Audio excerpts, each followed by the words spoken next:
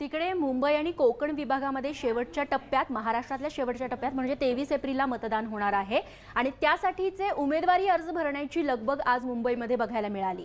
उत्तर मुंबईमधून काँग्रेसने उर्मिला मातोंडकर यांना उमेदवारी दिली आणि त्यांनी आज मोठं शक्ती प्रदर्शन करत आपला उमेदवारी अर्ज दाखल केलेला आहे। दुसरीकडे प्रिया दत्त यांनी देखील आपला उमेदवारी अर्ज दाखल केला।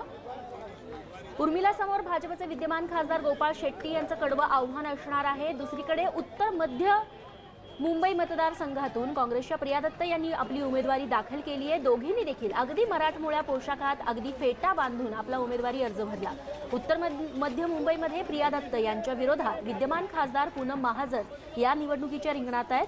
प्रिया दत्त यांच्यासोबत यावेळी त्यांचा भाऊ आणि अभिनेता संजय दत्त देखील हजर होता।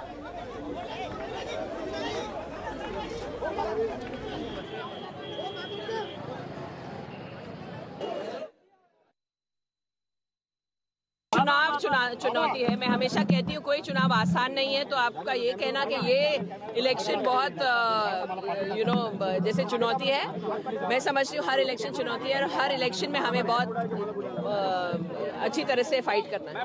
आश्वस्त है? मैं बिल्कुल आश्वस्त हूँ। मैं यही कहना चाहता हूं कि मैं हमेशा प्रिया के साथ हूं, रहूंगा और भगवान से यही प्रार्थना करूंगा और उम्मीद करूंगा कि प्रिया ही जीते। हर भाई यही चाहेगा। प्रचार प्रसार करेंगे आप बहन के साथ मिलकर कैंपेन में? अगर बहन से ऑर्डर मिल गया तो करेंगे।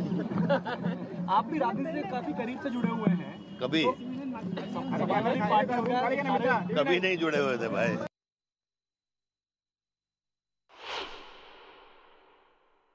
उर्मिला जी, आपण नामांकन भरलं, काय सांगाल? नामांकन झालेलं आहे आणि खूप एक अशी एक्साइटमेंट आहे आणि आनंद आहे आणि लोकांच्या सहकार्याची खूप खूप गरज आहे। तुम्हाला खूप वैयक्तिक ट्रोल केलं जातं विकासापेक्षा? तो त्यांचा विचार आहे, त्यांचा दृष्टिकोन आहे, त्यांनी त्यांच्या विचारांनी जावं, मी माझ्या विचारांनी जाऊ इच्छिते। विजयाबद्दल काय? विजयाबद्दल काय? मॅडम हिंदी में एक बार लोकांचं सहकार्य असेल तर